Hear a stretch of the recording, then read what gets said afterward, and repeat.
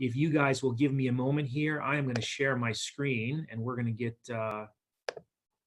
going. Hopefully you have your workbook if you do. And again, we're going to start in the workbook on, looks like page 51. And again, really the subject of today, you guys, is about building wealth in what's called asset accumulation. I'll tell you a quick story as we kind of start the meeting. I had an appointment today, earlier this morning, with a 58-year-old gentleman who is obviously, like most 58-year-olds, concerned and thinking about retirement and savings and things like this. And all of his money and all of his savings are essentially in bank accounts, bank type of accounts. And so we're going to really talk why that could be a problem and why that may not be the right thing for most people. So again, we're going to get going, and I'm going to click through here and get past the sign in. And again, hopefully you're taking value from this. Again, I want to extend my personal invitation if I can help you in any way with this material, or if you have questions, obviously get with the person that invited you and we'll make sure to get you the answers and things you need. So let's go right to page 52. And this is what we're going to talk about. This is the goals of today's class. Number one, to leave with a better understanding of how to earn a reasonable rate of return on your resources. Basically, what that says is interest on your money. Rate of return and interest are the same thing. And that's what we're going to talk a little bit about that. We got to earn interest on our money. We're also going to learn the effects of time, inflation, and taxes on your money's growth. If I can point out anything to pay attention to the tax man. The world is changing. The stimulus money, we're going to have to pay that back. So be prepared when taxes change. We are going to talk about that. We're also going to talk a little bit about what's called mutual funds, just some basic concepts. Most people have heard of mutual funds, and we find, not everybody really has an understanding of how they work. And so we're also going to talk about some differences in different ways to manage your money, what's called active and passive. Totally different strategies, accomplishing, kind of different things. And we're gonna talk about that. And we're also going to spend a few minutes talking about college and university. The need for college savings is, it's pretty big, and student loan is becoming a problem. And so this is really what we're going to talk about, a great source and subject for us to discuss. And so it's never too late to build wealth is the opening line here. It is never too late. It really depends on your mindset. And I really want us to focus on some simple things. And the first one is what's called the wealth formula. And I would like for you to picture maybe a different context if this was like a health workshop. And I said, hey guys, this is the health formula. I think many of us could kind of diagnose what that formula is. And we would say, you know what? Eat right, exercise, get enough sleep, drink enough water. Don't stress, don't smoke, don't do some of these things. Basically, do more of this and less of that. Eat less, move more. There's formulas. And again, it's easier said than done. And when we look at our money, there is a very similar formula called the wealth formula, okay? It starts with money. Doesn't matter the amount, money, plus time, plus or minus our rate of interest. We're going to talk about these. Minus what's called inflation, minus what's called taxes. The result here would be wealth. And so let's really think about it. It says it's a mathematical problem. If you can increase the positives and decrease the minuses, your money will grow. And so sometimes we don't know where to look. It's what's called a blind spot. For example, my friend this morning, his name's Gabriel, he's saving all his money in the bank. His blind spot on the wealth formula is this. The rate of return he's earning at the bank, hear me on this, you guys, the rate of interest at the bank is less than the rate of inflation. So again, the rate of interest is important. I hope we all understand what the word inflation means. It's the rising cost of living. And one of the things that I think we're going to witness is a thing called hyperinflation. And I'm not trying to scare you. I'm just telling you the reality of this. Here in a few months, when things are quote unquote back to normal and you want to maybe fly on an airline ticket, here's what you can expect. A 50% increase of what you would consider to be normal. And that will become the new normal. And it's pretty scary. The cost of these things that we're talking about. And so the last one here is taxes. So negative rate of return, inflation, these are enemies. taxes is another enemy, and we are going to spend some time giving you some education on taxes. And so we've got to really understand it's a very simple formula that we do have some control over the outcome of how it works.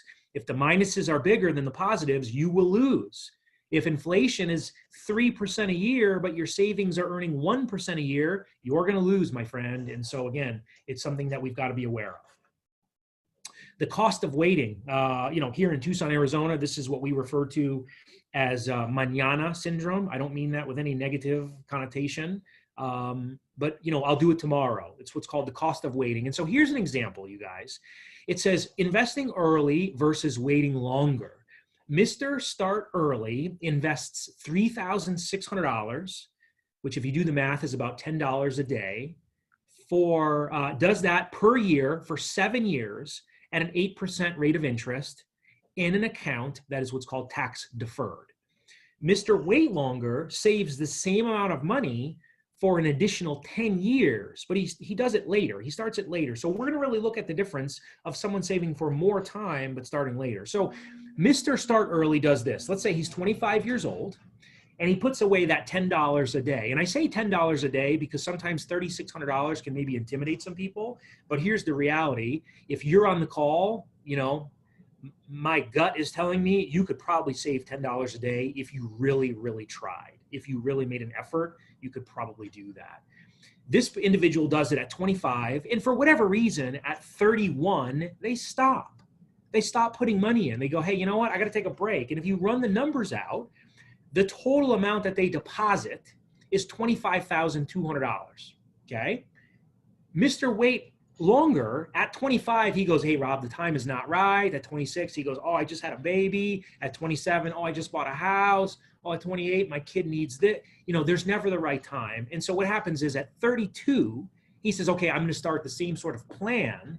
And you'll notice his contribution or her contribution is $61,200. This is all at the bottom of page 53. The one thing I want to point out is the total accumulation that they have. And so if you look at the bottom, they essentially have the same amount of money, $131,000, $128,000. So it says on the screen, how much more money did Mr. Wait Longer have to invest to get the same amount? The answer is $36,000. Okay, so it's costly to wait. I guess the moral of the story here is there's not a better time to start saving than now, even if it's only $10. And so again, I have so many people of years of giving these workshops and whatnot. And so many people, oh yeah, I promise you, Rob, I'm going to do that. 2-3 years goes by and they come in and they say, oh man, time is going by so fast. Wouldn't you know? It's because I haven't done anything. And so again, this is a really important thing for us to get across to people, especially for the younger people. We need to share this message with them, and it's very important for them to obviously receive that message. And so let's go on to the rule of 72. I know we talked about it in workshop 1. We briefly talked about the rule of 72 in workshop 1, and it says this is going to show you how to calculate the effect of what's called compound interest in a very simple manner. So let's revisit that, okay? 72 divided by your interest rate, also known as rate of return, equals the number of years for your money to double or your debt to double, again, if it's working against you. And so let's do some examples here.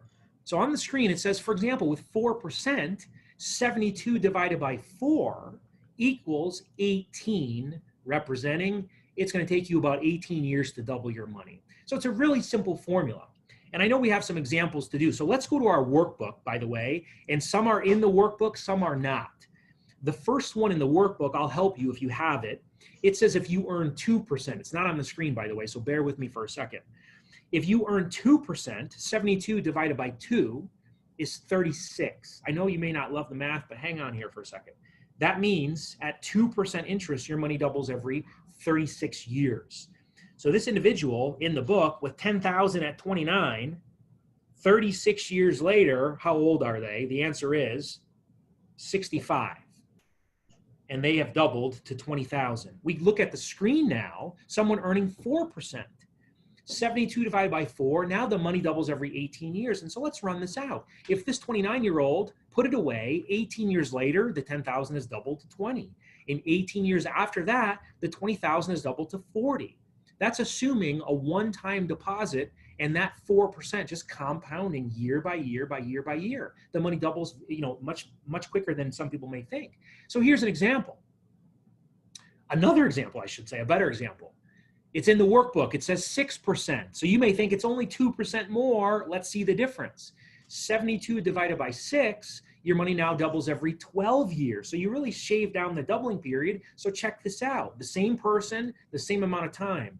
41, they've got 20. 53, this is 12-year periods, they've got 40. And at 65, they've got 80. The difference between those two people is 100% more money with a 2% more return. So one thing I would ask you to take from this is 2% less on your money could potentially cut your investment in half. Are you maybe paying some fees? Are you not really aware of what's going on? So it's important to look at. Again, 8%, we'll just do all these out so you get the example. 72 divided by 8, your money doubles every 9 years. So now, 29-year-old with 10 grand. 9 years later, they're at 20. 9 years later at 47, 56, and 65. Look at the growth, you guys. And so it's really, really powerful to realize the effect of compound interest. One more example, 72. I'm sorry, not 72%, 10%.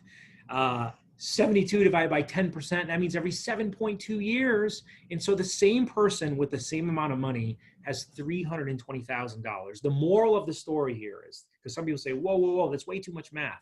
The moral of the story is this. Do you know what you're earning on your investments? Do you know what you're earning on your savings? Do you know if you're earning 1% at your bank, it's going to take you 72 years to double that investment? It may not be enough time for you. You may not have that kind of time. So it's really important for us to recognize that, okay? Again, you're going to see the Rule 72 a lot with us. So let's talk more about it here as we go to the bottom of page 54. It says the difference between 6% interest and 10% interest at 65 is a $240,000 difference, is a substantial shortfall. What happens at 10% if I stop 7 years too soon or I start 7 years too late? Well, you're going to lose half the money, $160,000. So the time is very, very important. Again, what are you earning on your savings? I don't know. We put on here less than 1%. Maybe you're very fortunate, but more than likely people are earning less than 1% on their savings. And again, the effect of taxes. And so we look at these big numbers and we say, okay, that's great. What if I had the right investment? The attitude I would then ask you to shift to is, do you know how the taxes work? Do you know how the taxes are going to work on your 401k when you try to take that money out? Many of us haven't been really schooled on that. So we got to really think about the effect of taxes. And so let's look at the bottom of page 54 and do these multiple choice questions together if you've got a workbook. It says, if you put 100 grand into an account and in 9 years is guaranteed to double, what's your rate of interest? Well, let's think about it. 72 divided by what equals 9? The answer is D, 8%. So if 8%, your money will double every 9 years. If you ignore paying the balance on one of your credit cards and the interest rate is 18%, and how many years will it take before your debt doubles? Well, 72 divided by 18 is, the answer is 4 years for your debt to double. So it's a big thing. Let's just show you some numbers. It's not very current. We're waiting on our new workshop any day now, you guys. But as of a couple of years ago, just to give you perspective of essentially 100-year span, and that's why it doesn't matter that it's out of date, because it's really trying to give you a long-term glimpse. Small company stocks, large stocks, 12%, 10%. Because some people say, where do you get 10%? Well, I don't know. For 100 years in this country, even through recessions and all that stuff, they're averaging these numbers. And so government bonds, 5.5, treasury bills, 3.4, but you'll notice the bottom, 2.9%, the rate of inflation, the rising cost of living. And so it's important for us to realize that is working against us. I love this chart here because it shows a 20-year return up to 2018, and it shows what the average person has done. The stock market, what's called the S&P 500, has averaged 5.6%. So it's like, wow, it's a lot lower than some people thought it would be. Bonds, 4.3. The real estate people in the room, here's your truth, 3.4, nationwide average as of that span of time. some people say real estate's going to beat everything. I don't know where they're looking. Maybe in San Jose, California, that's true, but not everywhere. The rate of inflation over that 20-year span, 2.2%. What do you think the average investor received? So if the market's up, all these other things are up, the average person should be up. Here's what the average person got, 1.9, less than the rate of inflation. And so again, that's one of the reasons we feel that the education is so important for people to get. And we have to then think, where is most of our money invested in? Is it taxable? Is it tax deferred? Or is it what's called tax advantaged? So people refer to it as tax now, tax later, tax never. Okay, we're going to talk about that. So let's again look at page 55. Let's talk about inflation just to give you some perspective. I know there's some examples in the workbook at the top of page 55 showing the rising cost of living. And here it is on the screen if you don't have a workbook and you're just following along. It says since 1958, the average inflation rate in this country, 3.7%. Okay. So the numbers are staggering when you look at the rate at how that affects, went too far, certain categories. In 2019, it says the average new home in this country, $376,000. Well, people's income has not risen proportionately with that. If you look at the bottom where it shows wages of $46,000. And so we really feel like in reality, the middle class and the lower class are being squeezed right now more. And right now, especially with the pandemic and everything, maybe more than ever. And so again, inflation is going to become a real problem for us. So we've got to be very mindful what we do with our money and how we're spending our money. So it says, what will your $100 do in the next 20 years, assuming a 3% rate of inflation? Again, this is in the workbook, so you can see the numbers. So if you have $100, 5 years from now, it's only going to purchase $86 worth of items. You may notice this at the grocery store. I mean, a couple of years ago, I would go to the grocery store and I get a bunch of things. And now I get 2 or 3 bags and they say, yeah, it's, $50, $100. You're going to need $116 in 5 years at a 3% rate of inflation to buy the same amount of goods. This is why it's a problem to save money in the bank or under your mattress or something like that. 10 years, it gets even worse. $74 and you need $134 to equal it. 15 years, it gets even worse, you guys. So you look at the way that time passes us, it's like, oh man, $100 isn't what it used to be. Well, obviously, my friend, and the reality is that's not going away anytime soon. And so we've got to do a better job of really making sure that our money is keeping up with the rate of inflation, because it says, how much would you need to retire in 20 years from today? Many of us think of what it costs to live today, but what the heck is it going to cost to live 20 years from now? So, it's real. It's a real problem that we're all facing. Again, what's the cost of college tuition 20 years from today? Real problem. Okay. So let's do some examples to make sure this is all setting in with you. If you save $100, I think we're going to go to page 56. We'll do some examples. This one may not be in the book. We're going to jump around a little. You save $100, assuming you get 4% interest. This is not in the book. 4% interest. You say, oh, that's pretty good. I make $4. Let's assume your combined tax rate between your federal and state is you pay $1 in tax. That means you bring home 103 is the net. If you factor in the rate of inflation of 3%, your end result is you effectively don't make money. You break even at this example. This is saying you must get at least 4 to beat taxes and inflation. Let's do the workbook. Page 56 at the top. It says if you save $100 and now you're getting 1%, maybe a little more realistic here, we're going to earn $1 of interest over the course of a year. Whoop-de-doo, man, I'm so excited. Your tax rate's probably a little bit lower here. We only pay 15 cents in tax. That leaves us $100.85. You factor in, remember, we learned the wealth formula because a lot of people don't factor this in their plan. We factor in the rate of inflation. Oh my God, that's $3 of purchasing power I lose. So I'm left with $97.85 of purchasing power after 1 year in the bank. How does that work for you? I don't know where you live or who you are, but I don't think that really works out that well. And that's what many people are facing right now. Exercise number 2, you save $100 and maybe you put it under your mattress. I have a pretty good mattress, you guys, a couple years old. I'm not going to lie. I really sleep really well, but my mattress doesn't pay me any interest. Maybe you have a fancy mattress, but mine pays me 0. So we're going to make that assumption that you make no interest under your mattress. Therefore, You also pay no tax on that $100 bill when you take it out from under that bed. Your net is 100, but again, you factor in inflation. It's not going to buy the same amount of stuff literally in 1 year, let alone 4, 5, 10 years. And so it becomes a problem. I think you get the message on that, okay? So it says, where do you put your money? Nothing in the world is more certain except for death and taxes. You know, we are going to pass away. You got to pay tax. It is what it is. We just need to learn the strategies of minimizing the tax. I can't minimize the death thing. I guess I can to some extent, but not so much. Think about it. You make money, they tax you. You get that paycheck, they tax you. You go spend money. You spend the money after it's been taxed at your job, they tax you again. Sales tax. You then save some money, you want to invest some money, they're going to tax you again. And then if you die and you don't have it set up properly, you could potentially pay more tax. And so the name of the game is we've got to educate ourselves to keep more money in our pockets for our families and our communities. So in the United States, there are 3 categories of taxes, what's called tax now, tax later, and tax advantaged. Some people refer to them as tax now, tax deferred, tax later, tax never, tax advantaged. Here's some examples of what they are.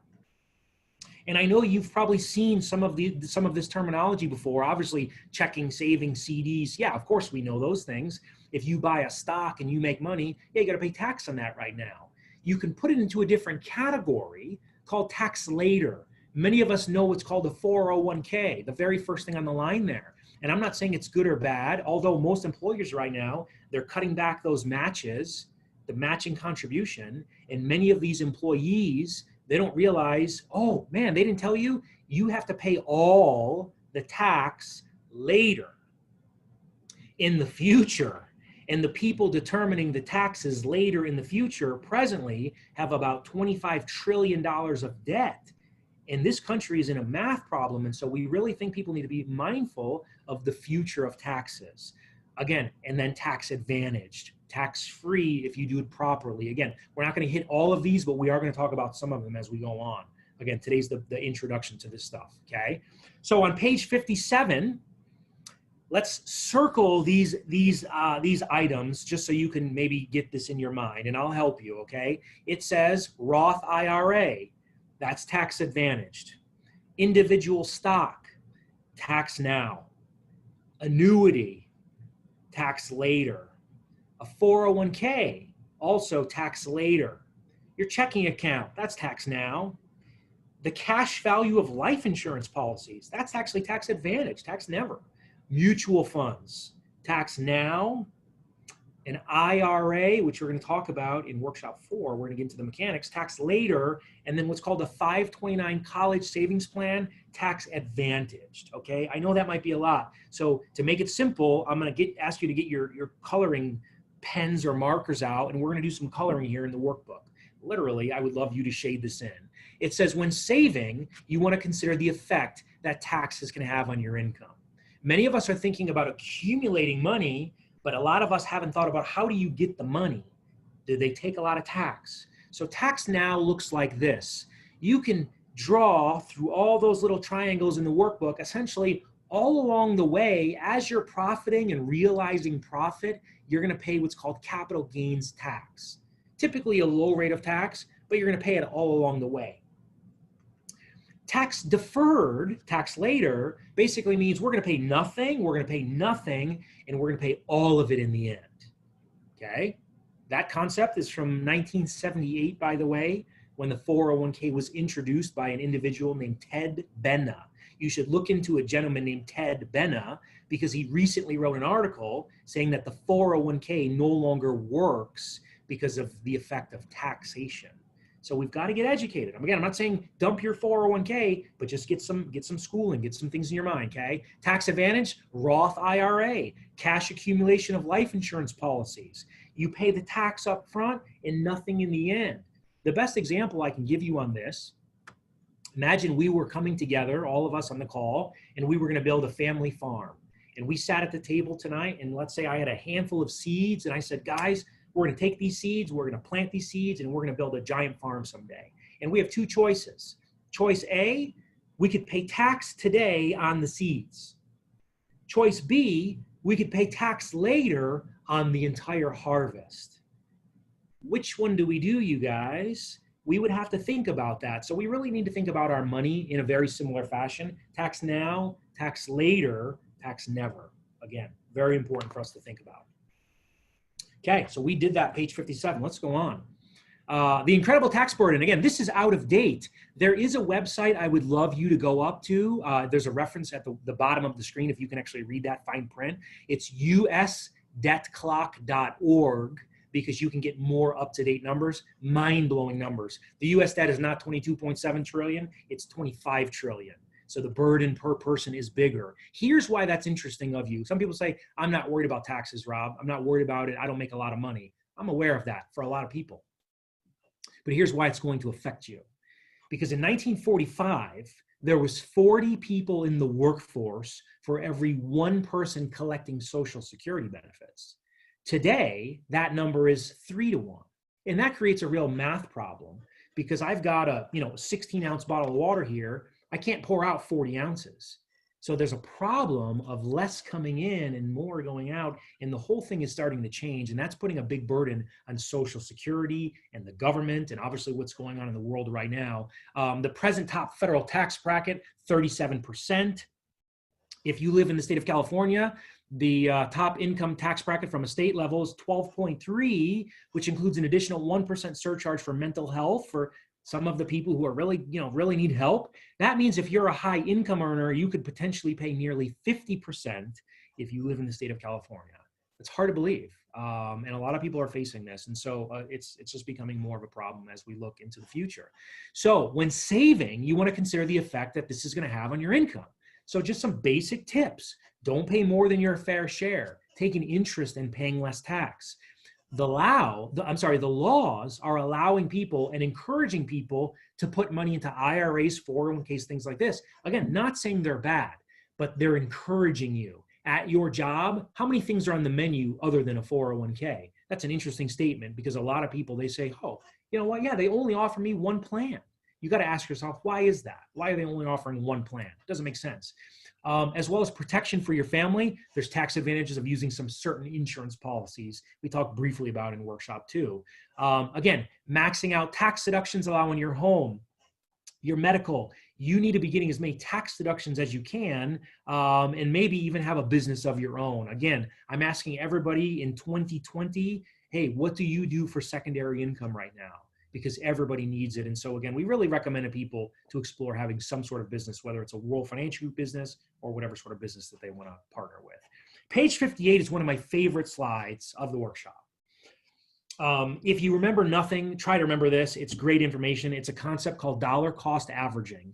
And this is what it says. It basically says there's magic of being disciplined. There's magic of going to the gym when you don't feel like it. There's magic of not eating the piece of cake when you don't feel like it. There's magic of investing when the market and things are a little bit crazy. And we want to go through that. And the concept is what's called dollar cost averaging. And let's go to page 58 in the workbook, and I'll just read the top to you. It says Alex's mom loves him so much that she saves $100 a month for him. Assuming she uses a strategy, let's fill this out and see what it looks like. So we're going to go through an example of someone saving $100 a month and buying some sort of investment where the investment is going to not do so well and it's going to go down. And we want to look at that. So month number 1, we save $100. And let's say in that month, each investment we're buying is per unit, per share, $100. So we put in 100, they cost 100. That means we buy 1 share of, Coca-Cola or whatever, maybe stock this might be. Just an example, okay? We buy 1 share. The next month, she puts her $100 in, and there's not so good news. There's a pandemic and the stock market drops, and her investment goes down to $50. And she says, "What the heck, Rob? I just got in and it's down already." And I go, "I know, but this month when you put your 100 in, you buy 2. Not 1. You're buying more, so technically that's a good thing. So just hang on for the ride, because 2 months is not really enough time to measure anything. Month number 3, she puts her $100 in. She's looking for something positive, and unfortunately, it goes down to $25. She's down 75% from where she began.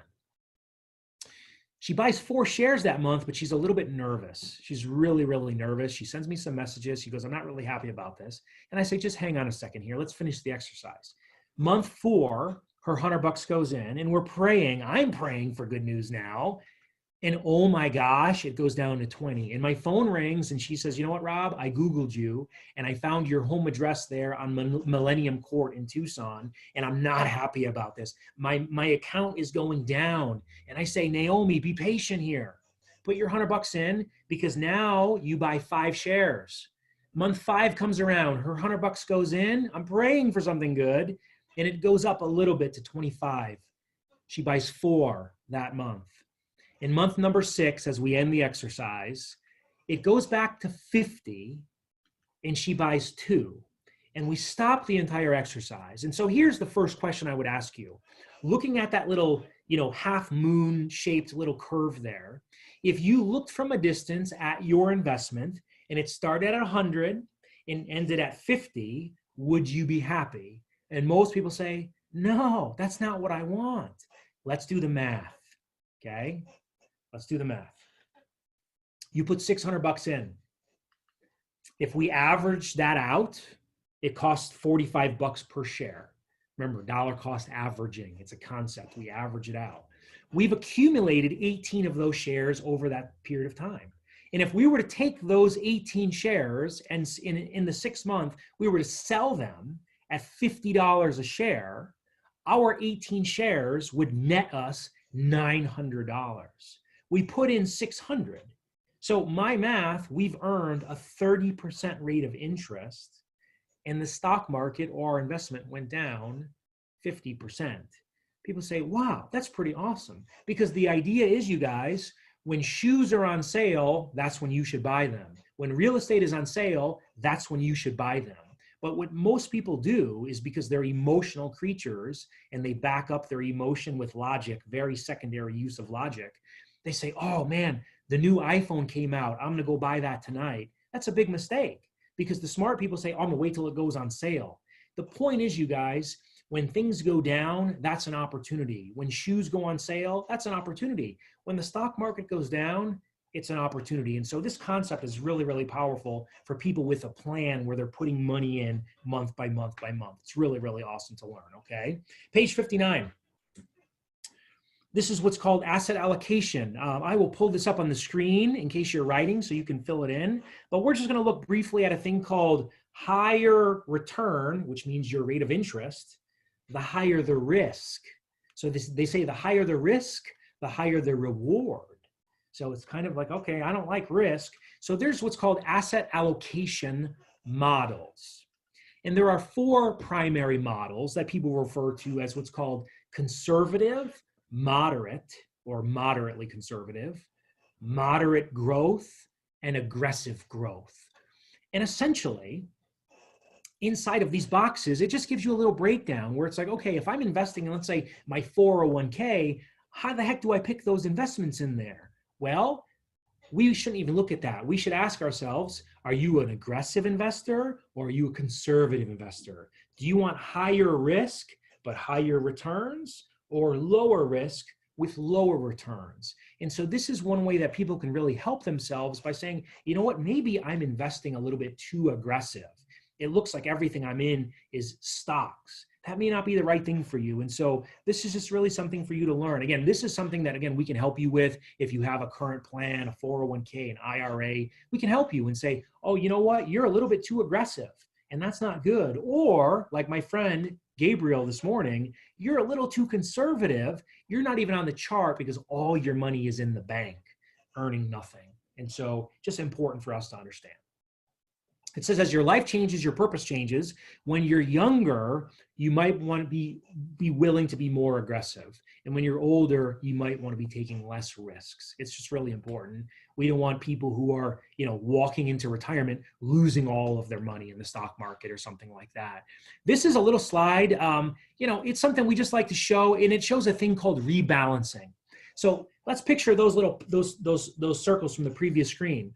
For example, the moderate says 50-50. I'm 50% stocks, 50% bonds. Here's what this current slide shows. This talks about a thing called rebalancing. And so imagine this, you guys, maybe you can see me on the screen. We're 50-50, we're 50-50. If the stock market is doing something, maybe dropping a lot or going up a lot, all of a sudden my 50-50 might be, well, 55% of my money is in stocks and 45% of it is in bonds, just because the stocks have really grown. And so what happens is, this slide here says, if you rebalance it, which means maybe it's once a month, once every few months, you keep it at that 50-50 allocation, the blue line is basically showing, yeah, over time, you'll actually make more money by staying in balance with your allocation. I know that may be a lot of jargon or information, but the point is, there are ways for this to be done for you really automatically. This shouldn't be something that you have to think about. Most 401ks and plans, they have this automatically. Again, we can show you and help you if you have a plan, get that set up. The bottom of page 59, it says, can you handle the loss? The stock market at one point this year was down 31%. I mean, it's just the fastest drop in history, worse than the Depression. I mean, it's really unbelievable. So check this out.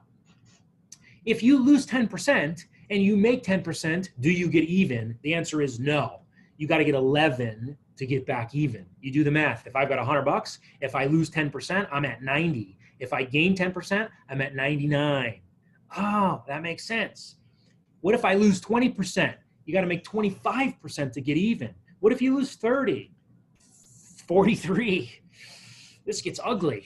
What if you lose 40%? By the way, 2008 S&P 500 U.S. economy, negative 40% approximately. You got to make 67% just to get even. Not to make money, to get even. If you lose 50, you got to make 100. And if you lose 60, you got to make 150%. Here's why I like to share this. Stock market's crazy. There's a lot of risk out there. If you lose 30%, that means you will not get back to where you started until your investment gives you a 43% return. Somewhat unrealistic in a short period of time. So it's like really important for people to realize, can you handle the loss? Do you remember 2000? You remember 2008? And on our new workshop, it's going to say, do you remember 2020? Because now we're in that club of what's going on. And so again, a lot of people are losing money. So let's talk about on page 60, what is a mutual fund? Mutual fund, the word mutually funded. It's very simple. A mutual fund is a pool of money invested for you by an investment firm. It's a pool of money. There's all this money coming in together, separated by different accounts, obviously, and it's managed by a company. And what they do is they invest in a variety of different things like stocks, bonds, or government securities. They choose that for you, so you don't have to figure it out on your own. What happens is they hire someone to manage the money on your behalf. There's often a cost for that. So some people say, oh, okay, I need to be aware of the cost. The cost is okay, but what is the cost? Some of these are too high, so you need to be aware of what they are. And they potentially reduce the risk by what's called diversification. You may have heard, don't put all your eggs in one basket. If I put all of my money in, let's say, Google stock, what if that went out of business? Probably not likely, but what if that went out of business? You lose your money. So you need to put all your money and you need to diversify. So a mutual fund, they kind of do that for you because they're not putting all your money into one place, okay? So mutual funds can be an easy entry into the investing world because you do not need a lot of money. So a couple of bullet points here. By the way, this is not in the workbook. We'll just talk about it really quick. You don't need a lot of money. I used to think, oh man, people need a lot of money to do this. No, you guys. I mean, nowadays you can have 10 bucks, 20 bucks, 50 bucks. You can have an investment, okay? It's liquid, which means you can get in and out of the market. So, you should have an emergency fund. Some of your emergency fund should probably be in cash at your bank, but some of your emergency fund should be maybe in some sort of investment earning interest. So this is a good place to do it. They diversify, so the risk is spread out, again, by minimizing the loss. And again, the money is professionally managed. You have a professional managing those investments. You don't have your brother-in-law who's a truck driver. No offense to the truck driver, but you have someone who knows what they're doing. You wouldn't go to, if I'm an airplane mechanic, you wouldn't come to me for your heart procedure. It doesn't make sense. And so we really let those people do their job. It says mutual funds also have fees, expenses, and risks. which are explained in a document referred to as what's called a prospectus. Many of you who own an investment account or a 401k plan, probably once or twice a year, you might receive some document in the mail, black and white, really fine, almost like newspaper sort of print. That's typically what's called a prospectus. They are legally required to deliver that to you because buried in the middle of those 100 pages somewhere in this little print is showing the fees you pay. And so again, they kind of hide it. We can help, identify what that is and make sure you're not overpaying, okay? Page 60 here, it says emotional investing often leads to lower returns. And so this is basically showing someone who's emotional versus someone who's focused on their purpose. So think about it like this. You put your money in an investment, drops big time overnight, you get emotional. Oh, I don't like this. Get me out of that. Normally those people don't make any money. People who are purposeful, who say, oh, no, I understand. That's a temporary thing. Because a bet against the US economy is a bad bet. Even if we're in trouble, you guys, think about it. How many people in the world have an iPhone? Is that going to go away anytime soon? Those companies are US companies. And so all in the US, you got to realize there's strength in our economy, even at some of the worst times. And so it's important not to get too emotional with this stuff. And it says investors should find a fund that is suitable for your risk tolerance over the long term, rather than trying to what's called time the market, get in, buy this, sell that. That's not really smart for most people. Some people kind of get this antsy thing. They want to get rich overnight. It's not really real, okay? By the way, one thing I would like you to mark in your workbook where it says how you calculate net asset value, if you could strike a little line through that, we're going to skip that. We've removed that from the class, and we'll answer the bottom question here. Emotional investing most likely will lead to, the answer is lower returns, okay? Right on. Let's talk about active versus passive. We're at the tail end of this thing. So there's a difference in the two on page 61. So passive is what most people do, and it's what's called buy and hold. You put your money in your investment, you don't make any changes. It says this is for investors to manage risk by allocating your money into a broad array of asset classes and holding for a long period of time, regardless of what the market does. You buy it, you hold it, you ride it out. It's passive. You're not making a lot of changes. This is typically, again, you get to diversify your money. It's typically inexpensive and it's efficient from a tax perspective. You don't have a lot of transactions, so therefore your taxes, piece of cake. Active is a little bit different. Typically, you need to deal with somebody who has a different license, and this is a strategy where your account is continuously adjusted in response to the market. That's interesting. So let's think about it, you guys. Passive, I'm in a fund, the market is dropping. The fund is not going to do anything different. You're going to drop. It is what it is. Active, I'm in the active account. That manager thinks the economy is not so good. They may get you out of the train wreck before it happens. It's a big deal. And they're doing it in response to the market. And it says, in theory, this has the ability to defend against the down market. Here's the flip side. You pay for that. There's typically higher costs. So, normally this is what wealthy people do. One thing I'm proud to be able to share with you is because of our platform and the education, we're able to connect people with literally $10 accounts and they can have this done. And so people now have the choice of how it works for them, okay? So the top of page 61, we're gonna fill in the active passive things. I'm just gonna help you get that filled in if you have a workbook. It says buy and hold strategy. That's passive, like we said. Holding assets in response to the market and economic conditions, that would be active. Holds assets for an extended period of time, passive. Holds assets regardless of the market, that's also passive. Generally has higher costs and fees, that would be active. In theory, defending against the down market, that is also active. And finally, generally has lower expenses and tax efficiency, that would be passive, okay? Pretty simple stuff. I know this may be your first time hearing it, so it could be a lot of jargon. Please don't let that intimidate you. Again, tonight is an introduction to some of the concepts. And so as we shift to the final subject here, it says preparing for the future. We save and grow our money to help prepare for some of the biggest investments of our lives. Our house, think about the preparation, your retirement, think about this. What about college for those kids? Some people, it's not so important. Some families, it's very important. So we need to look at college preparation and realize that there's two components of it. There's what's called funding and there's what's called planning. Most people focus on the funding, not necessarily the planning. And so we really want to point that out because it's becoming a really, really important thing to realize. And so the top of page 61 here, in the middle of the page, I should say, did you know how much it's going to cost to raise a child till the age of 18, not factoring in college?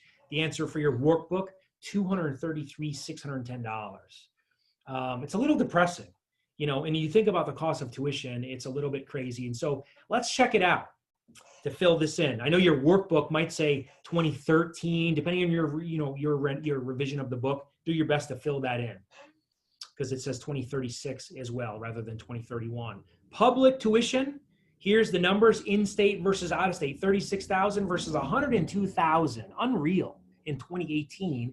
Private, 172,000. I mean, it's like mind-blowing numbers here. 4-year tuition. One thing I would like to remind you all on the call, those numbers are up approximately 700% in the past 25 years. It's like pathetic. College tuition's up 700%, but nobody's income is up 700%. That doesn't seem right. They're projecting those numbers for some depression here. If you need more, if you have a young child here in 18 years, so staggering numbers, you guys. And so university debt has reached 1.6 trillion, surpassing credit cards and auto debts for the first time in history. And the average student is graduating with a diploma and $31,200 of student loan debts. So it is becoming a problem, you guys. Bottom of page 61, there's one question we'll fill in. Tuition at a private university is 40 grand. Assuming 6% inflation, how much will it be in 2033? The answer is C, 120,000 is what I have in my workbook here. But let's go on as we wrap up talking about saving. So it says using a university savings calculator, if you have 18 years to save for a school, that cost $200,000. Again, if you send your kid to that school, good for you. It's a little bit crazy, but I want you to see these mind-blowing numbers of what needs to be saved on a monthly basis. So at an 8% return, someone has to save $433. 2% return, $750. So here's the point of this slide. And I'm not even so concerned if you write these numbers down or not. I just want to make an impression upon you of the cost of college is going through the roof, and it's becoming out of reach for many, many families. And so it's important that we work on a strategy for people if they have kids. What do they want? Where will they save the money? Where will the money come from? So we just got to have a plan, okay? So page 62, let's talk about what's called a 529 plan. There is a very popular plan in this country called the 529, designed for college savings purposes, okay? Has some advantages, but some disadvantages. Not so many disadvantages, but a couple, but let's look at them. So the earnings and withdrawals used to pay for college will be tax-free. So remember we said tax now, tax later, tax advantage. 529 is a tax advantage sort of product, not taxed if used for college education. And it says you, the donor, you stay in control of the account, which is different from what's called an UGMA account, which, uniform gift for a minor. It's an older sort of college plan where the child would take control when they're 18. So imagine the child is 18, they get access to all the money. Doesn't really make a lot of sense. So 529, you, if you're the parent or the grandparent or whatever, you stay in control, not the kid. That's a big deal. It says contributions up to $15,000 per person per year. Wow, $28,000 for married couples filing jointly. Actually, I think that's $29,000. I believe that might be a typo, you guys, so bear with us on that. And it says, again, some disadvantages, but the point is, regardless of the exact accuracy of that number, because the IRS and the CARES Act, a lot has changed, there's a large limit is what we need to know. Okay. Disadvantages: contributions are not tax deductible. So what you put in there, you will not get to deduct that on your tax return. And if you take the money out, it's allowed, you can do it, but the earnings will be subject to income tax plus an additional 10% penalty, just like a 401k. So it's like, you broke the rules, here's a penalty, here's that tax. And a percentage of the assets, they will be counted against you on your FAFSA application. If you are filing for like federal free student aid because of your income level or whatnot, a portion of the 529 assets, they are used against you. So if all your money, is saved there, they may use that against you. Okay. There's what's called college funding, college aid formula. Just really quick, we'll fill in the workbook. Not super important to know. But what they have is what's called cost of attendance minus what's called the expected family contribution, which there's a formula that they calculate, and it's what's called needs-based funding. And so it says here, you should learn to reduce the what's called expected family contribution, thereby qualifying your children or your child for more needs-based money. So it's really strategies. It's positioning your assets. It's having a real financial plan in place where it's like, oh, you know what? I'm building my life. I'm saving for my future, whatever my goals are. And I'm doing it in a way that is going to benefit me and my family and my child for college purposes. And I'll tell you a quick story. I know a gentleman who makes $1 million a year, no exaggeration, who recently received a $90,000 scholarship for his daughter. And some people say, you know what, that's not right. And I'm here to say, well, define it's not right. Is it because he makes $1 million a year? Because I'll give you the example. It took him 3 years of work between him, his daughter, and a hired college coach to get that money. So they searched for years and years and years, and they got 90 grand. Most families, they don't really know how to do that. So again, the point is there's resources, and it's really about putting those together for the benefit of the family. And you may benefit, again, from a college planning program, which we do participate in that. So really, really awesome. How that works, just to kind of introduce you to the idea, because a lot of people don't know. Think of the idea of a guidance counselor in a high school. It's almost a joke in today's society, because it's like 40 students to one counselor, 100 students to one counselor.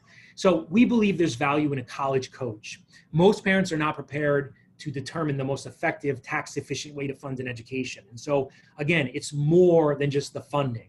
So, again, we look at the idea that most parents do not have the time.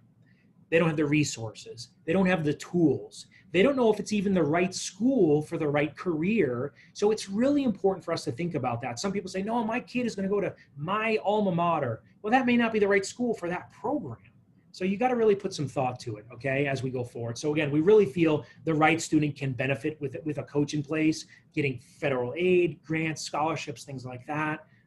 Essentially getting people to go through college and minimizing those loans and those debts that people are coming out with. So we think it's a really, really big deal. So we have successfully made it with 5 minutes to spare to the end of workshop 3. I love workshop 3. It's basic, it's short, it's to the point. I know in the workbook there's a crossword puzzle. I do not care if you fill that in. I don't think there's a whole lot of value in that. What I would say is on page 65, there's probably a little bit more value. And it says complete the remaining sections. Again, there wasn't much for us to really fill in this section of the workbook. Again, we do recommend to get with the person that invited you. Again, I've offered myself, if you want to have a Zoom call or a one-on-one, whatever it is, I would love to help you with any of these ideas or answer questions, whatever it might be. And again, if you have a child, or if you know of someone who's maybe got a child and they're starting to, get with somebody who can at least give you guidance. Get with somebody who has the answers for the stuff that you're looking for. And again, we feel like a lot of the college consultants that we've partnered with, which by the way, that program is a nationwide nonprofit organization. And so there's no pressure from these people, which is really, really awesome. If you have a copy of the Blue Saving Your Future book or the PDF book, or if you don't, let us know. We'll get this to you. We would ask you to read a couple of pages. It's not that much. It's going to tie a lot of what we talked about in together today. And as we come back next week for workshop 4, it is going to help us. So pages 6 to 21 and 51 to 68. And again, who are some people that could benefit? I don't know if you've ever seen the movie It's called Pay It Forward. It's an idea that this kid comes up with in like a high school or grade school thing, that he can change the world by helping a few people and having them just pay that forward. You know, if I can help my neighbors and they can go help their neighbors effectively, you can change the world if everybody were to do that. And we're not so naive to think that we're going to change the world in that sense overnight. However, I am aware if we continue to share, we continue to promote, we continue to talk and educate people, people are going to say, yeah, I would like to save for my kids' college. I would like to do these things. And so if there's people that you could think of that would benefit, please let us know. Again, these are all being recorded, and so they can be live streamed at any point on demand for people. And so if you have any questions on that stuff, definitely let us know. Maybe you introduce one person or invite them for the workshop next week. If not, no sweat. I am going to end my screen share here and come back to you guys. I hope you learned, one idea. I hope you took one nugget of information. I hope you took, something of value. Again, I know this is a subject that can be, especially if you're not in the best situation financially, it can be intimidating. Hopefully this simplifies some of the concepts. The rule of 72 is powerful. The wealth formula, it's powerful. Starting early is powerful. And guess when early is? Early could be today. You could say, you know what? Maybe I don't have a lot, but maybe I could save an extra $5 tonight and squeeze that into your savings, or do something productive, you guys, because a little step here and there, it makes a big difference. And so again, if you have any questions, let us know. Again, if you want to stick around for a few minutes on the webinar, feel free to unmute, ask questions. If not, God bless you. Good night. Stay safe, wash your hands, all that stuff. Hopefully the world's back to normal soon. Next Thursday, we'll have workshop 4, which is all about retirement and wealth preservation. Super important. We're going to get in the weeds a little bit. We're going to tie this all together. So anyway, you guys, God bless you. Have a good night. I'll stick around. Unmute if you have questions. If not, peace and love. We'll see you soon, okay? Thanks for your time. Thanks for attending. Thank you. See you soon.